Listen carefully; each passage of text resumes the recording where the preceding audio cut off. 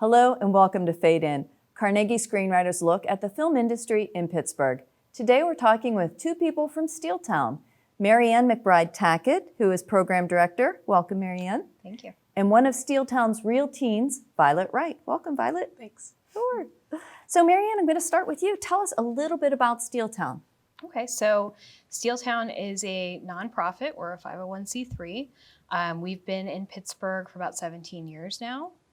We've gone through several iterations over the years and has sort of evolved to where we are right now, which is really focused on two sort of aspects in supporting the industry. There's the educational component.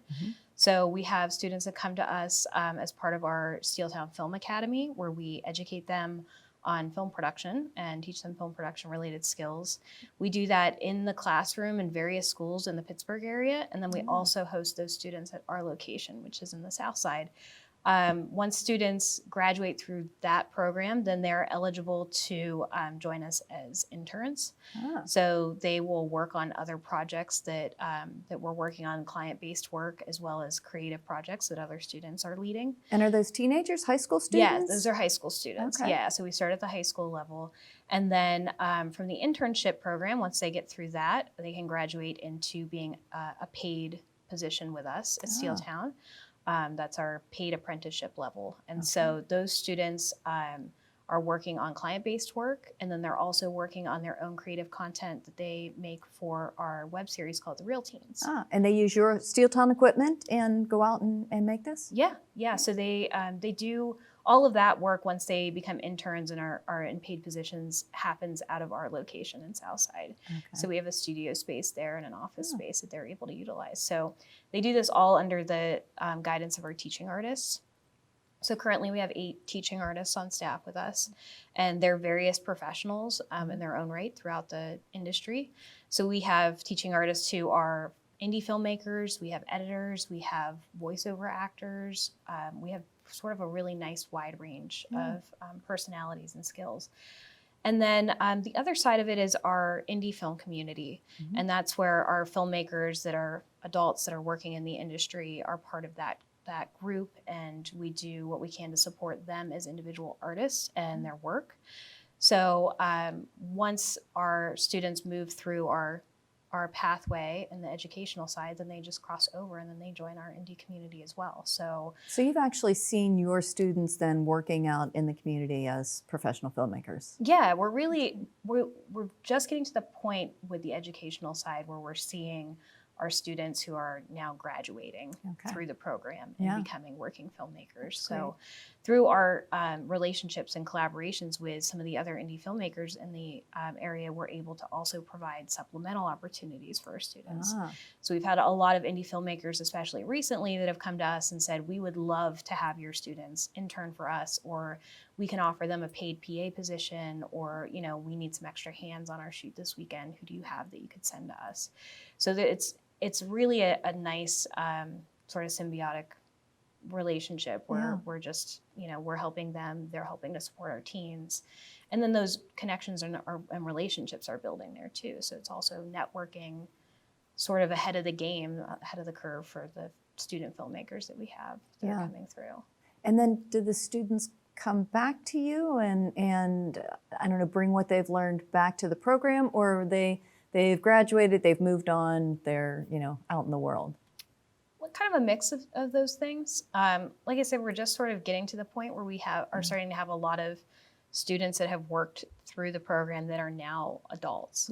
So that's sort of just beginning, and we're really starting to pick momentum up with that. So the goal is that eventually, some of our students like Violet that'll be with us, we have one more year of Violet. I'll be so sad when she goes. So we're hoping to coax, guilt, what have you, have her stick with us and, be part of that indie community. And then it becomes cyclical. So then those who are working in the industry, we want them to stay embedded with Steeltown to then help come mentor our students, the next generation. And just kind of keep that momentum so that the community here is always growing and thriving and serving each other. Yeah, because Steeltown really is almost a feeder to the local community with this. Right, yeah. So we have a lot of the people in our community we have such a wide range of individuals. They're everything from working professionals that do indie filmmaking on the side as a hobby, to those that work in union positions when there are larger productions in town, and when they're not, they want to do their own personal projects, and everything in between that. Yeah. So one of the things that we do for that community of people is we host a Crew Connect quarterly, and that allows filmmakers and individuals to come out and they pitch themselves or their project to the room. We collaborate with Carnegie Screenwriters on that. That's right, yes. And Film Pittsburgh, another local organization. And so that gives those filmmakers the chance to come out and network, but also a whole room of ears to listen to their project and then potentially crew up from there. So, and that sort of developed also because it kind of started as just a cocktail hour, get to know each other, you know, just really everyone kind of mingles. But now it's really become a place where you can go and pitch either a project that you're working on, something that you would like to work on and need help with, and is a real connector. Yeah, right. And now we've even added an additional component just in the last few where we've started filming people do their pitch. So we'll catch them after they pitch to the room, which is normally, you know, on a mic at the front of the room, maybe on a small stage somewhere where people can see them all. But we're grabbing those people, pulling them aside and saying, do you want to pitch to the camera as well, so that we can put together sort of a little highlight reel so that people that aren't able to make it to the event, we can still get word out about those projects. So, and then in addition to just what we do at those events, we have filmmakers come to us all the time that say, we're looking for crew, we're looking to host a casting call. And I just tell them, send me your listing and we'll just put it up on our social media and share it and put it out there. And hopefully they'll find some crew, or we can give specific references. That's one of the things that we do to support them. We can also host their auditions. We can host table reads at for Steeltown, them. At Steeltown. Oh, that's great. Yeah, we have space that's available for them to use. Is that free to local filmmakers? Or, oh, that's fantastic. Yeah, that's part of our mission as a nonprofit. So, so we're able to provide those sorts of opportunities and access for filmmakers. And then we have a small green room space and a studio space and some limited equipment that we have in-house too. All of that is accessible to our indie community. Wow, that's fantastic. So I'm a local filmmaker. I need, I don't know, sound equipment. I have everything ready to go, but I need sound equipment. Is that something that I could come and rent from you or borrow from you, or how does that work? Yeah, so you could come and see what we have, and it has to obviously comply with our schedule as far as our students go. Sure. When we're in semester, things can get sometimes a little crazy with equipment being all over the place, but if we have it available, we're more than happy to lend it out. And we also have partnerships with other organizations, like Cinelease and Resolution Rentals have been really wonderful partners, and they offer discounts through us. That's fantastic. So we're able to extend those to anybody that comes to us. And then recently we've also started to something that we've done for a while, but we're in the process of formalizing, is our fiscal sponsorship. So we can offer fiscal sponsorship to filmmakers. Let's talk a little bit about that, because I think if you're a working filmmaker or an artist, that's maybe a term some have heard, but maybe some haven't. So tell us a little bit more about what that means for an artist. Sure. So fiscal sponsorship basically means if a filmmaker finds a grant opportunity, and there are several in the Pittsburgh area, but also in the national level, that are artist grants. They can apply for that grant, but they, most of the time, not all of the time, but a lot of the times they need to have a nonprofit status in order to receive that grant. Okay. And as individual filmmakers, oftentimes they don't have that status. Yeah. So they utilize Steeltown status as a nonprofit, and we submit that application with, like, in tandem with that filmmaker. Okay. And if those funds are appropriated, they come to Steeltown, we distribute them. We're also responsible for reporting back on that grant and managing how the funds are spent, that they're in line with what the grant was proposing. Yeah. So we sort of manage that relationship and that process for them, so it gives them access that they wouldn't normally have. Yeah, that's great. They now have the kind of weight of an organization behind them who's maybe helping them through this. Right, and it just makes a stronger, more integrated partnership. So we'll help them throughout their process with their production as well, and all of the supplemental ways that I was just explaining. Yeah. So the other thing that we're starting, which is a little bit of a change recently, is that we're starting to offer more and more courses and sort of continuing education opportunities for filmmakers. And that's not just what you offer to high school students. This is being for professional filmmakers. Right, exactly. So there's been a little bit of a need that's come up recently, and we've had this is something that we haven't even really sought out. People have been coming to us and saying, I have this course that I can offer, or do you have a class that you teach about this? So it's sort of just happening naturally. Wow, yeah. And we've had a few people that have said, I have a class, I want to teach it, can you host it for me? And we've had such a response from that, like I said, totally organically, that we're now poised to have pretty much like a mini semester that we'll set up for the fall. That's great. And we're looking at offering, 3 or 4 classes at a time, like an 8-week kind of course. So is that something that that filmmakers then pay Steeltown for? Do you have to take all the classes together? Can you kind of use a cafeteria? Yeah, so you can pick and choose as far as the classes go. They are paid classes, and that's so that we cover the cost for ourselves, but as well as our instructors. So, which is important because so often it's hard to make a living as an artist, and if you have skills you can offer, it's great to be paid for that. Right. So it really is an extension of how we support artists. So it's not just giving that opportunity for those that may want to take that course, but it's also giving the opportunity to the instructor to help support their living that they're trying to make. So we're offering classes in editing, screenwriting, acting, as well as like a script project development class. Oh, that's great. Yeah. And that's all on offer for this coming fall? That's what's coming up this fall, yeah. And so that will continue to evolve, change. We might offer different classes for the spring. We might bring new instructors in. This is sort of new and we're feeling it out. So it'll take us a little bit of a while to get a system in place. But like I said, it's a need that's come literally dropped in our lap. So fantastic. We're doing what we can to accommodate it and make it work for everyone. And how do filmmakers find out about that? So that information will be on our website. Okay. We should be releasing the full details within the next week or so. Great. But it'll also be available through like our social media. Once we get all of the registration links up, then we can share it that way. Great. And you're, I'm sure, on everything, Facebook, Twitter, Yeah, Instagram. we are technically. We're trying to revitalize our social media With presence. all of these young people, you gotta... Believe me, we were tapping real hard into them this summer. We're like, listen, guys, we don't know what we're doing with the social media, and you guys totally get it. So, like, do we need a Snapchat? They're like, no. No. So, okay, good to know. Yeah, so we were really looking at them to give us some guidance. So, yeah, we have a YouTube channel for the Real Teens, and we have a Facebook and an Instagram and a Twitter, I believe, that are all Real Teens. Do you have a Twitter for I think they're Teens? all Real Teens. Yeah, and then we also have Steeltown has their So own these are Facebook. separate, okay. Yeah, so one is specific to the show.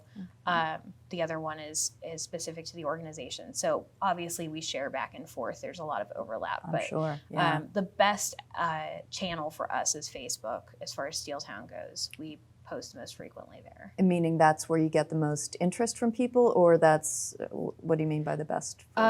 Well, both. It's where I think we have the greatest following, but it's also where we're the most active. Okay. So we're looking to make our other channels more active than we have in the past, Yeah. but right now, like, Facebook is the best place because we also can create events through Facebook. True. So when we have Crew Connects and when our classes are up, we'll create them as events on Facebook and we'll share that information and link it back to our website. So I always tell people when they're looking for information to sign up for our newsletters through our website and then to follow us on Facebook. Yeah. So are all of these programs, a lot of them you said are developing, is this something that you personally brought to Steeltown, or is it a group effort? Tell me a little bit more about how this all really came about. Yeah, it's totally been a group effort for sure, and something that has been a long time evolving. And we've really taken the time in the last year or so, especially, to sort of pause and look at the industry and speak to people and have very deliberate conversations and intentional conversations to find out what is it that the community needs and what can we do as an organization to fulfill those needs. So especially when it comes to the indie community, our educational programming has been sort of forming itself and really solidifying itself over the last few years. So we're like, okay, good. We've got this really nice model. We've got a really good handle on that. Yeah. Now let's look back over here to the rest of the community, because we're putting these kids into this community. Yes, so that's true. We want it to be equally strong. Yeah. So what can we do with the filmmakers around us? What is it that they need, and how can we help them? How did you realize that, or did Steeltown realize that was really necessary, that you needed to meld these two portions, the education for the young people and the support for the indie filmmakers? Did it just sort of naturally evolve, or was it a eureka moment?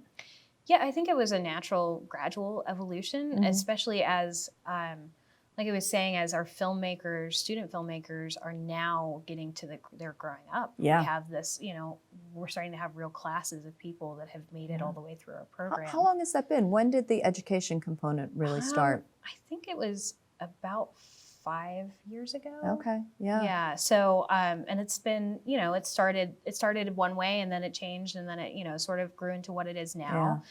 So, and I'm sure that it'll continue to evolve and change because you have to, especially in this industry, you have to be, true. tenacious and willing to adapt. So, but yeah, so it's now gotten to the point where we had one of our seniors that graduated this year who started with us as a freshman and was with us for 4 years. And we would joke that he's been here longer than half the staff. So he knew more than we would ask him. That's so great. Tell us what happened in like 2000. Yeah. So now we're really seeing the long term. Okay, we have these students that have really moved with us for a long time, and now they're becoming adults, and now they're going on to school or they're going to work into the industry. Yeah. This really isn't two separate things. This is really a continuum and a straight through line. And so we want filmmakers in the community, whether they are student filmmakers or filmmakers who are adults and have been working, to feel like there's a place for everybody. Yeah. So somewhere on that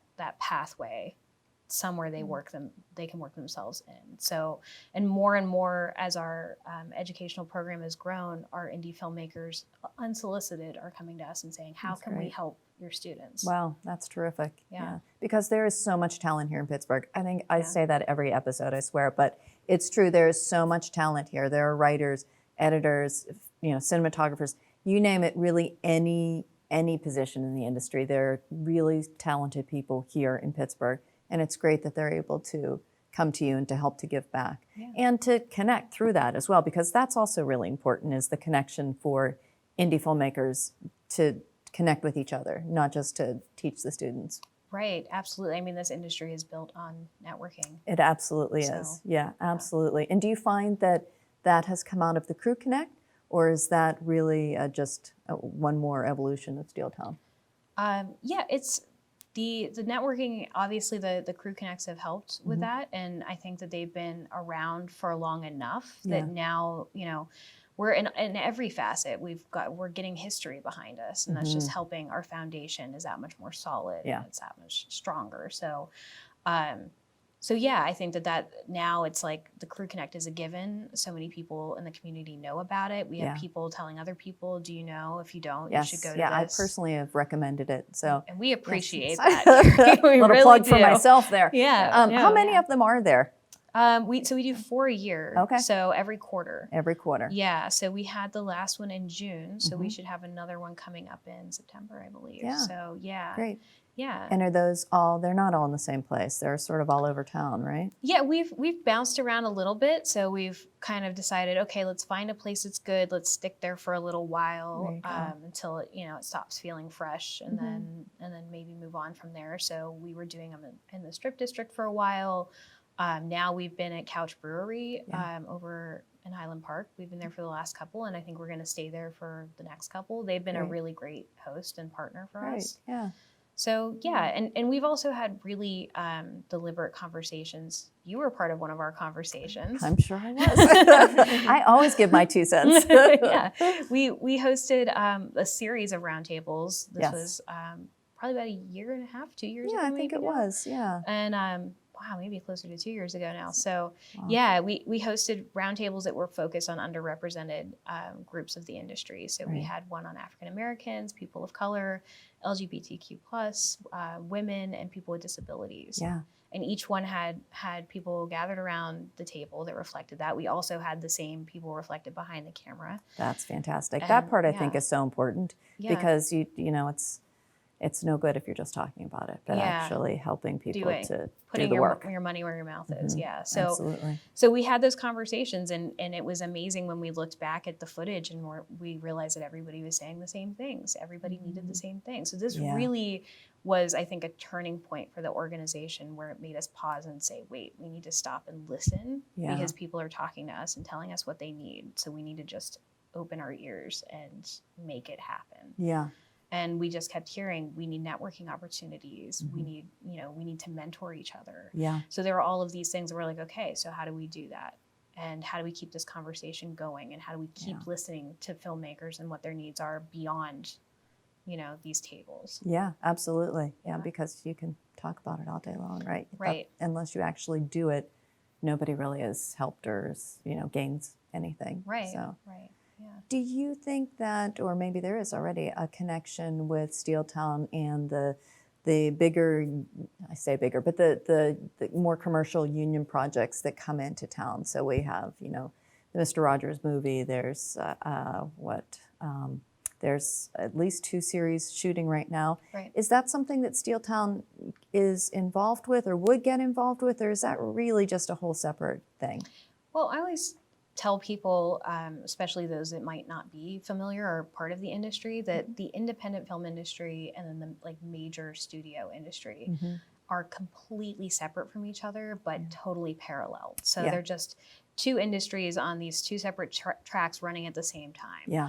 And they do the same thing, but it is completely different the way that they do it. So what we're finding is that, like I mentioned before, we have people that'll come to our Crew Connects that are union workers that work on those projects when they're in town, but they're not always in town. True. As I know, working in the industry that comes and goes, there's a real ebb and flow. And I think that's probably the case for a lot of cities around the country. I think you're right, yeah. So, being there to fill that time and fill that place when those filmmakers have the opportunity to work on their own projects also gives the opportunity for them to network. And then when they get on another studio project, they now know this person that they didn't know before and can possibly bring them in, whether it's as a production assistant or as, somebody starting out in their department. Yeah. And that's how networking happens. Right. Personally, for myself, that's how it happened. I worked on one of my professor's projects right after graduation for free, just to help out. And it was that led to my gig on a major studio project. So,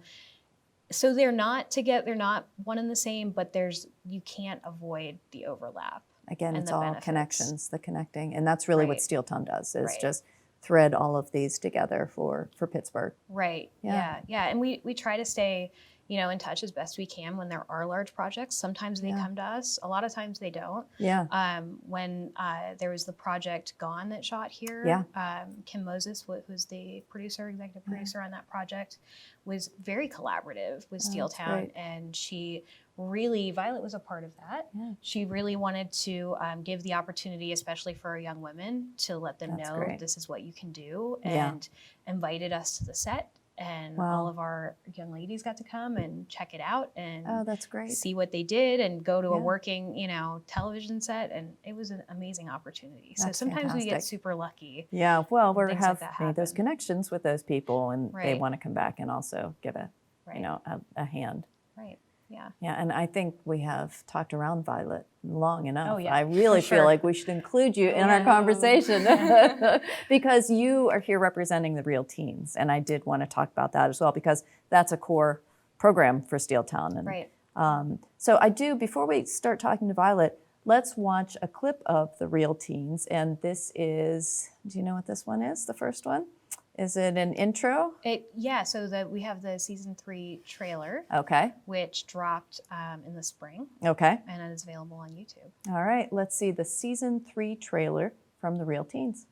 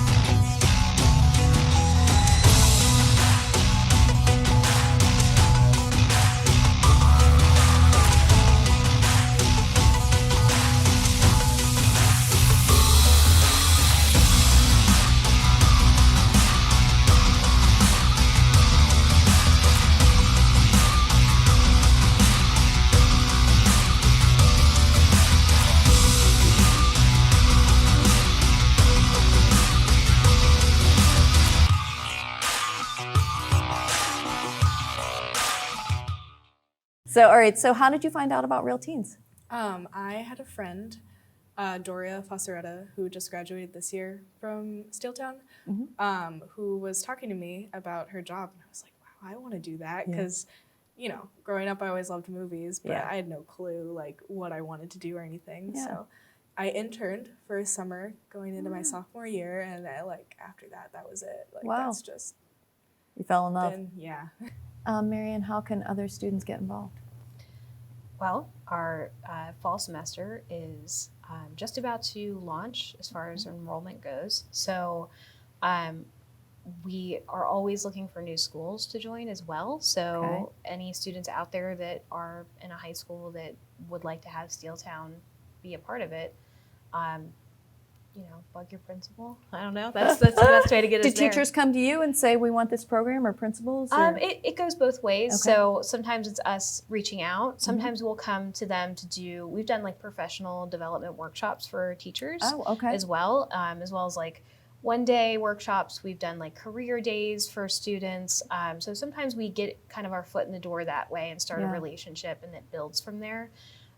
Sometimes we have programs that exist already. And I just today was telling somebody that some of our most successful partnerships are in the schools that already have really strong programs. Okay. But it's just the type of industry that you are kind of moving a lot of parts at once. Yeah. So having other teaching artists there that can help support the instructor in what they're already doing. And the instructor can be on camera with one student, and our teaching artist can be teaching lighting at the same time. That's really invaluable. Yeah. So it helps a program really run on all cylinders. Yeah. So we've done everything from that to they have no one in that classroom that has ever had production experience, and they're really looking for us to bring that in. So so we do the whole spectrum, and we can come in for a day a week, or we can come in for 3 or 4 days a week. It's really based on whatever the school needs. But then we also host kids at our location. So if we're not in a school, then that'll be up really shortly on our website, and we'll put it out on social media as far as registration goes for that. And during the school year, we meet Tuesday, Wednesday, and Thursday from 4 to 7. Great. So it's an after-school program. And then we do a summer intensive, which Violet was a part of, and we just survived. I mean, finished. It was great. So But they check out call the it website, intensive. right? Yeah. For They yeah. call it I love it. So, so we're longer days in the summer, 10 to 3 Monday through Thursday in the summer. And then after school, we stretch it out a little bit, but the hours are shorter. So so we do a fall semester, a spring semester, and then a summer as well. All right, so people can check out the website about the fall semester as well, or any of them. Check out your Facebook and other social media, but not Snapchat, right? No, we don't need Snapchat. Oh, sorry. If Snapchat people are watching, someone needs it. Well, thank you both so much for being here. I've really enjoyed this. I know Steeltown, as you know, but I've learned so much about it. I hope you have too, and I hope that you will join us again for another Fade In. Thank you.